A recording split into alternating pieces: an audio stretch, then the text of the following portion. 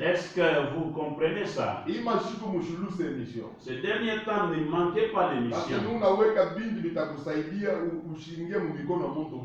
Parce que je suis en train de poser des bases pour que tu n'entres pas dans de mauvaises mains. Même si tu te retrouves que tu es séduit. Ce dont je te parle, ça peut te retirer dans de mauvaises mains. Parce que tu découvriras que cet homme n'est pas un fils qui a été donné à l'église. Ce n'est pas une bouche qui est donnée à l'église. Donc, mes chers frères, le fils donné, mais Christ qui est revenu en église comme le Saint-Esprit. C'est lui qui a ordonné maintenant de parler. C'est pourquoi Jésus avant de partir, il parle aux apôtres. J'ai encore beaucoup de choses dont j'ai besoin de vous parler. Mais vous ne pouvez pas les supporter maintenant. C'est-à-dire, dans cette période-là, Jésus voulait dire aux apôtres que le mystère que j'ai besoin de parler avec vous, vous ne pouvez pas le comprendre. Et la connaissance ne viendra pas. C'est pendant que je suis encore au milieu de vous. Mais il dit, quand je partirai et que le Saint-Esprit sera venu, il vous enseignera toutes choses clairement. C'est de là où Jésus révèle que dans la chair, je suis Moïse. Parce que Moïse ne parle pas des choses claires, frère. Il bégaye toujours. Il nous vole toujours les choses. Il rend les choses difficiles. C'est impossible que le peuple comprenne et connaisse la vérité. Mais la bouche qui viendra, lorsque je serai parti, elle parlera clairement.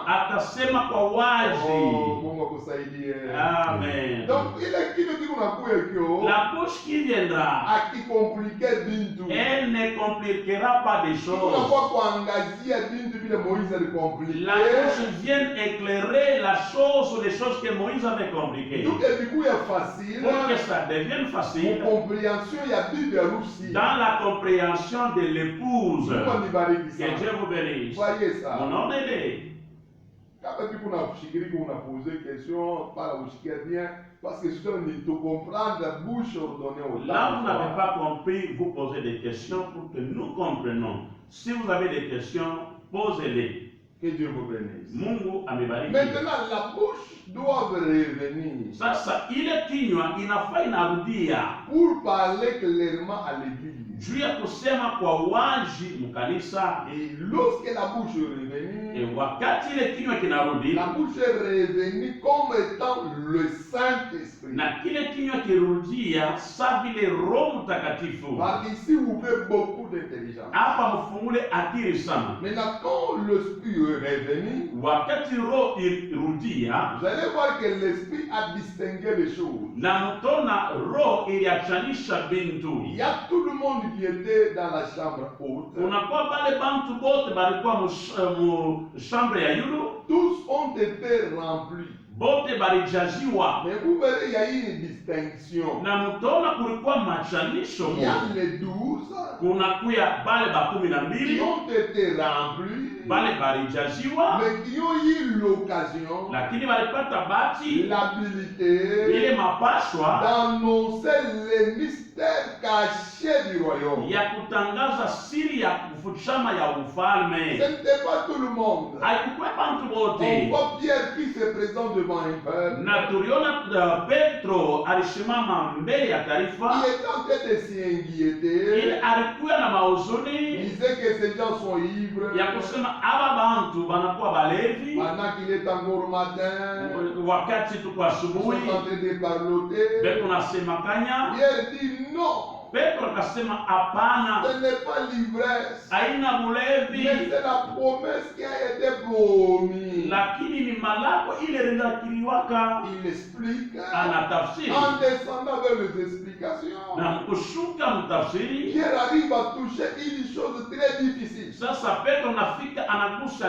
kintu kimoja cha matata sana, dont les Juifs n'ont jamais connu ça. kule bayuda bayafanya kile kintu. Pierre interprète les psaumes Sasa Petro anaanza kutafsiri Zaburi où David avait dit kule Daudi akisemaka, tu n'abandonneras pas mon âme na hautaacha nafsi yangu pour la corruption. ipate kuvunjika wala badanganyeyo. Écoutez, Musikie, Pierre dit Petro anasema pendant que David, notre patriarche, parlait de ça, wakati Daudi baba wa watu bamia anaanza kusema il hivi dit qu'il était prophète. ya kusema Daudi alikuwa nabii, Il ne parlait pas de lui-même. asikwanze kusema juu yake Parce que mwenyewe, nous avons toujours sa tombe au milieu de nous. paske tuko mpaka na kaburi yake katikati yetu. Ah, ça c'est bien.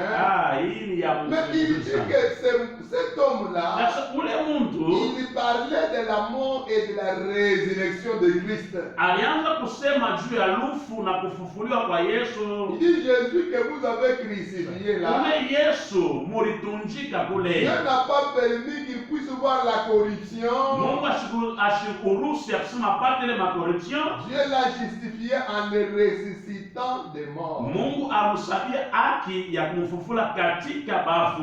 Un langage dont aucun prophète juif n'a jamais parlé. Sasa ile inakuwa ni misemo banabii bote bayuda bayasemaka. Parler que Yesu na David, avant de David ni Yesu. Et parlait que David était en train de prophétiser Jésus. Tant que hier avant de kusema juu yake. Pendant que lui parlait de lui-même. Nasema ilikuwa juu yake hapa. Non, ce n'était pas pour lui, ne parlait pas de lui. Kwa baba yetu Daudi. Notre patriarche est déjà mort. Tuko na matuburi yake humo. Nous avons cet homme Mais aujourd'hui. ule anaanza kusemezea. Mais celui à qui il C'est parlait, Jésus. ni Yesu. Donc Pierre a dit, Na Petro asema, David était le type de Christ Daudi alikuwa picha ya Kristo. qui devait mourir Alifia kufa et ressusciter. na kufufuka. Voyez la bouche. Munaona kinywa? Amen. Amen.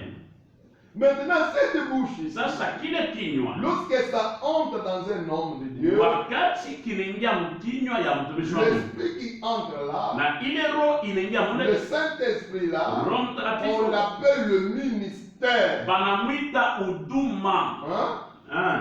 Dieu parle de problème. C'est là où il y a le problème. Ndio bado kuna ba ministre bado na mangina tu. C'est là où nous avons le ministre de non seulement, Mais avant na rôle ministériel. mais ils n'ont pas l'esprit ministériel. Avant na kinywa cha fils. Ils n'ont pas la bouche du Fils. Donc la bouche là, Na kile kinywa c'est le ministère. ni huduma. C'est pourquoi vous comprendrez que Jo kwa maana mutelewa kwamba lorsque Dieu parle wakati Mungu anasema avec Jérémie, pamoja na Yeremia il dit tu seras ma bouche. utakuwa kinywa kyangu. Donc un Ni prophète, kusema nabii il est toute une bouche de Dieu. anakuwa ni kinywa kya Mungu. Un ministre de Dieu, Mtumishi wa c'est Mungu la bouche de Dieu. ni kinywa kya Mungu, C'est le Fils de Dieu inakuwa mwana wa Mungu au milieu d'un peuple. katikati ya taifa.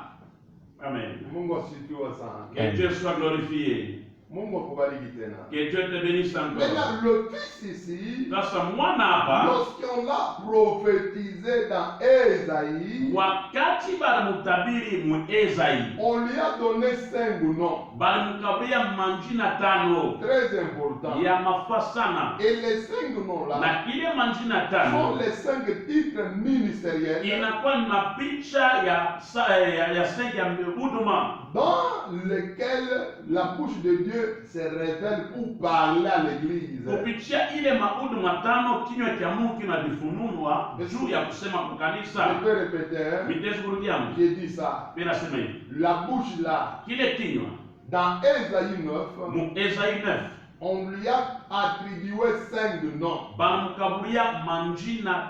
Et les 5 noms-là représentent les 5 titres ministériels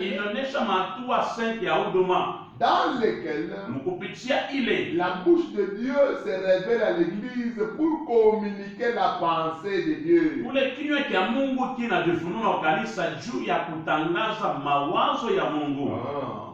Là, c'est bien interprété. Amen. Donc, lorsque vous voyez un ministre, d'après le plan prophétique, nous sommes en train de voir un fils de Dieu qui est apparu. Dans un titre quelconque, ou dans un nom quelconque. Parce que le fils d'honneur a 5 noms. Et les 5 noms sont les 5 titres ministériels qui ont été parlés, expliqués par notre frère, l'apôtre des nations, Paul, dans Éphésiens 4, le verset 11.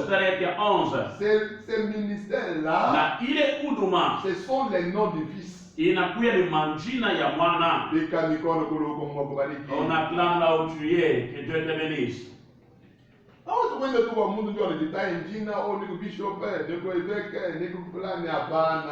vais pas vraiment te pointer chez un homme parce qu'il a des noms en disant je suis bishop. Non, non.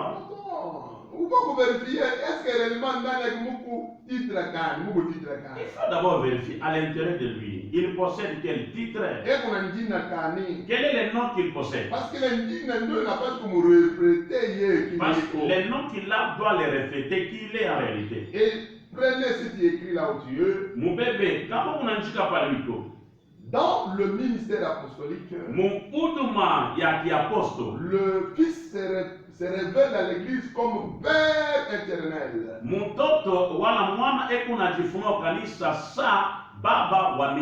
Pourquoi un père?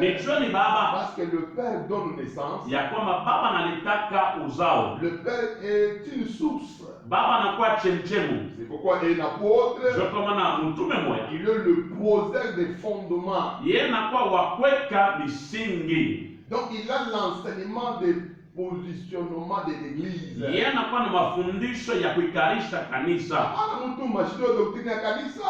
C'est un apôtre qui ne connaît même pas la doctrine de l'Église. Parce que je possède cette Église. Et c'est ce qui te fait, c'est que tu deviens apôtre. L'apostolat, ce n'est pas le nom qu'on te donne là-bas, non, non. Une autre personne, il était pasteur aujourd'hui, demain il devient apôtre. Pourquoi? Parce qu'il a déjà enfanté. Non, laissez ce genre de choses. Le ministère ne change pas Ndoukou. Amen. Ce sont des choses que vous avez là-bas. Si vous ne connaissez pas ces choses ici, enseignez, plutôt étudiez ces choses-là. C'est là que vous nous amenez des désordres dans les sacerdoces. Évangéliste. Vous trouvez dans les sacerdoces apôtre, prophète, évangéliste. Dans ta tête, qu'est-ce qui se passe dans ta tête? Que Dieu te sauve seulement. Amen. Amen. Donc, le Fils, on lui a donné le nom de Père éternel. Parce que c'est lui la source de tout. Et dans le ministère apostolique, il se révèle comme le poseur de l'origine de l'Église. Un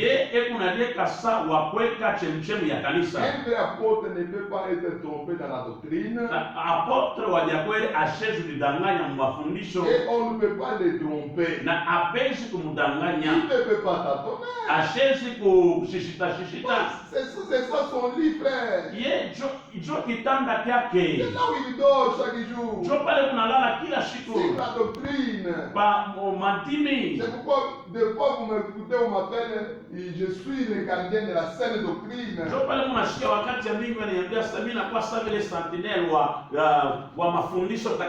Et quelqu'un autre mal intentionné dit qu'il est père, comment il est le gardien comment? Kwa mtu mwingine na roho mbaya anakuwa gardien je. Un apôtre c'est le garant de la doctrine. Na apôtre yeye anakuwa kuchunga mafundisho. Là où le pasteur peut être embrouillé dans la doctrine, il faut que l'apôtre l'éclaire là-dessus. Pale pasteur atakuwa na zurui sema mafundisho, na apôtre anafika anamsaidia. Très important. Kama fasa. En dehors d'être un père éternel, inje ya kuya baba milele, dans le ministère apostolique, huduma wa apostol, il est le prophète. Anakuya nabii dans le ministère apostolique.